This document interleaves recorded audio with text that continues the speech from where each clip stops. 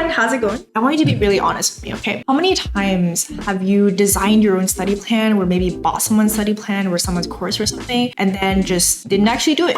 Or maybe you did it for 2 weeks or 3 weeks or a month and then you gave up.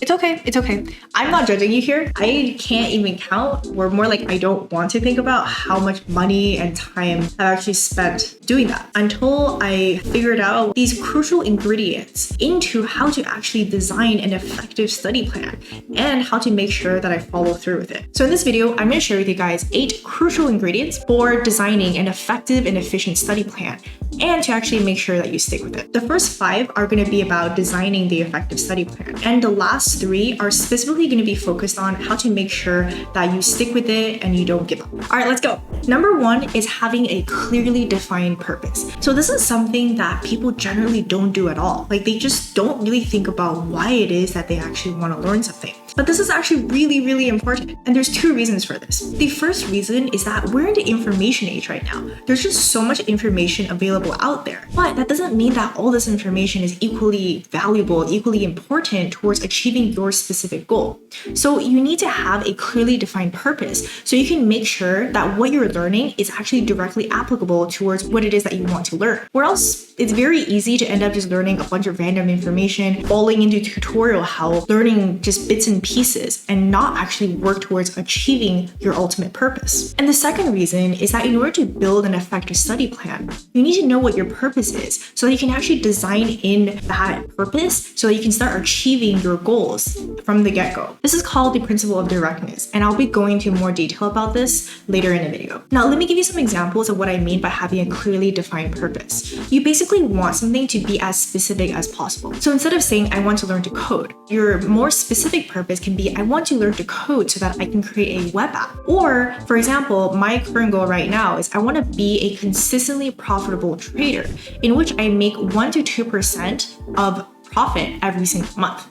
And this is in contrast to me just saying, I want to become a trader and make lots of money. And let me just throw in a third example. This is from about a year ago when I wanted to get my current position as a data scientist in a FANG company, but I didn't know any SQL. So my goal at that time was to pass the SQL portion of my data science interview. And this is in contrast to me just saying, I want to learn SQL. Having a clearly defined purpose is really going to be that building block of creating a good study plan. Number 2 is learn how to learn, or like meta learning. What I mean by this is that whatever it is that you're trying to learn, you probably don't know the most effective way of learning it, or what it is that you need to learn in order to achieve your goal. For example, if you come from a non-technical background and you're trying to learn how to code, you might fall into the trap of trying to remember all the syntax and trying to memorize and understand every single little detail, when instead you should actually be focused more on understanding the high-level concepts and then going and applying it, because application is by far the best way of learning. So what you should do before you even start learning is to go and do some research. Read other people's articles about their study plans. There's also subreddits, maybe lurk on the subreddits where ask questions if you're brave enough,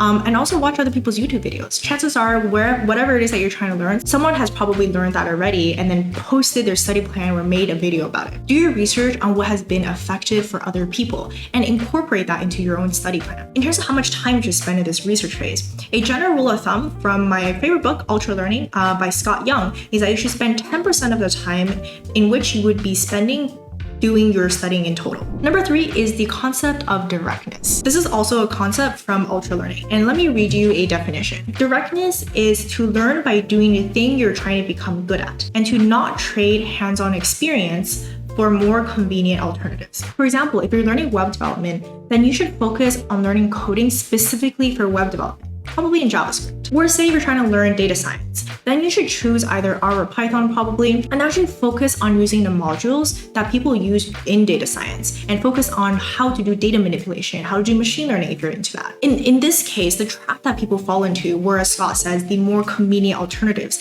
is watching other people code, because it's so much easier and more convenient to watch other people code and like convince yourself that you actually know what's going on now, or just practicing random snippets from whatever course that you're doing that's not directly directly applicable to you learning the thing that you're trying to learn. Or for example, you're doing trading like I am right now. The more convenient alternative would be to watch other people draw like support and resistance and just like doing these analysis, as opposed to you yourself going out there and draw your own support resistance, put in your actual trades yourself, and then have your own hypothesis-driven analyses. I always try to incorporate this principle of directness into all of my study plans, because by far the best way of achieving your goal is to practice what it is that you want to achieve. I hope this also solidifies why it is that having that clear purpose in mind is super important. Number 4 is designing a study plan that prioritizes breadth before depth in learning and iterating to increase your depth of knowledge over time. I think this is best explained if I illustrate with an example. Say you're learning how to code and your goal is to build a stock trading bot. The breadth first approach is that you go and learn the basics first. For example, how to declare variables, loops, functions, if statements, and maybe object-oriented programming as well. And after you've learned these basics,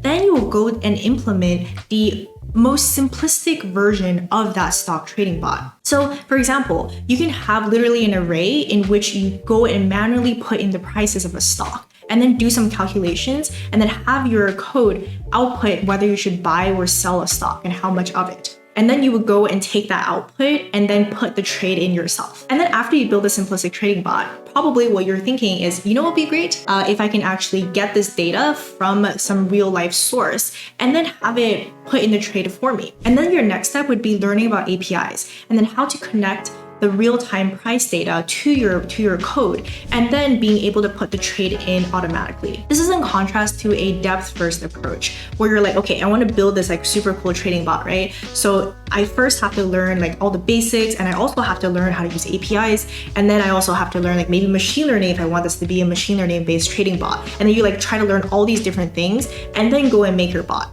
And the reason why this is not as good as the breadth first approach is because when you're starting out, you don't actually know what's the most relevant towards what it is that you're trying to learn. So you might just learn a bunch of extraneous, irrelevant information and waste your time doing that. Not to mention that it's really easy to kind of get overwhelmed with all that information that you're trying to learn, and you might just give up. Number 5 is flexibility with resources.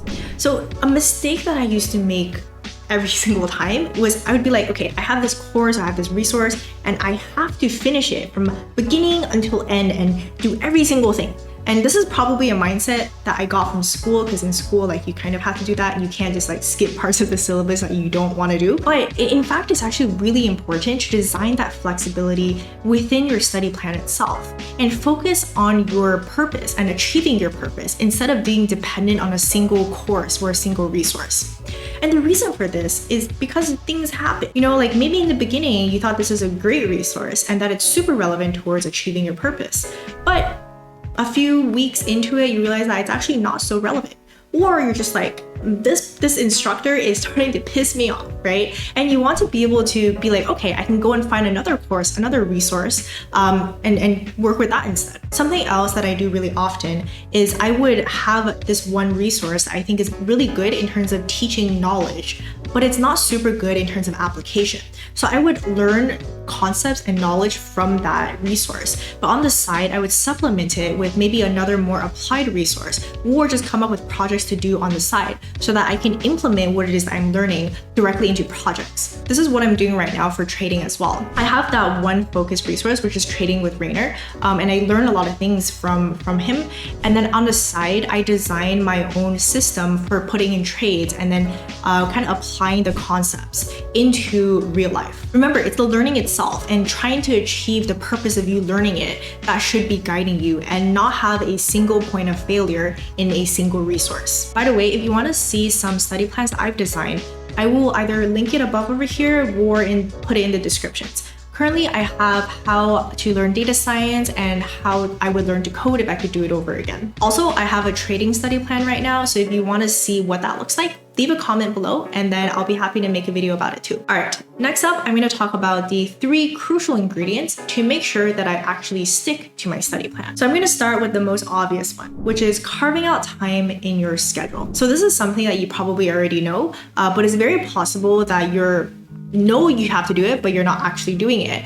Or you think you're doing it, but you're not doing it correctly. It's extremely important to carve out time in your schedule, because if you're like, okay, I'm just gonna figure out some time for me to learn this thing and not carve out that time, you're probably not going to do it. You're a busy person, right? You have lots of things that you have to do in your day-to-day life already. So you really need to dedicate a certain period of time towards learning. And it has to be a reasonable amount of time. If you work a full-time job and you have a kid or something, saying that I'm going to study 4 hours a day every single day is not a reasonable amount of time, and you are literally setting yourself up for failure. What you should do is look at your schedule very honestly and see where it is that you can carve out 2-hour time blocks. I also recommend having time blocks 2 to 3 times a week, because what I've found from my own experience is that if you don't do it 2 to 3 times at least, what ends up happening is that you kind of forget what it is that you learned the last study session, and then you waste time in the beginning of the next study session trying to remember what it is that you've learned. Another tip is to try to have it at the same time throughout the week.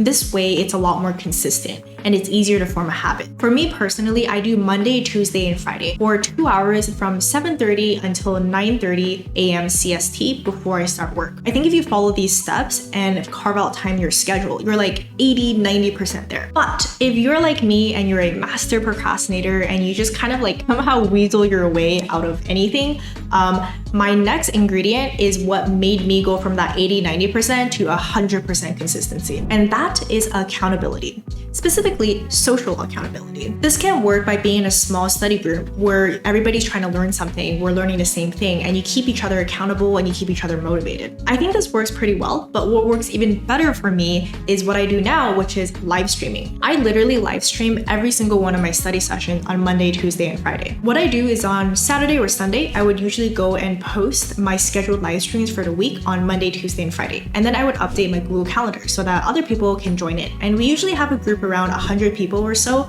for each of these live streams. And let me tell you, this is like the best thing I've ever done, or like the second best thing after YouTube, because I'm so freaking accountable. Like, I'm no one live streaming, right? So I can't not show up. So I always show up. And then over time, it's become a habit. So it doesn't feel very difficult for me to actually get up in the morning and do this anymore, because I've done this for like 5 or 6 months now. In fact, I really look forward to these live streams now because we have a consistent group of people now who show up almost every single time. And we're all studying together and we've formed like a community at this point, and we keep each other accountable. And I really look forward to just chatting with everyone. And you guys just inspire me so much every time. Anyways, if you want to join the live stream as well, by the time that this video is out, I should have my second YouTube channel up, which is Study with Tina. I'll be posting my live streams and also the Google Calendar on that channel. So you can join in if that time works for you. Number 3 is taking notes. So taking notes in general is awesome because it really helps me focus on what it is that I'm learning. And it also helps me digest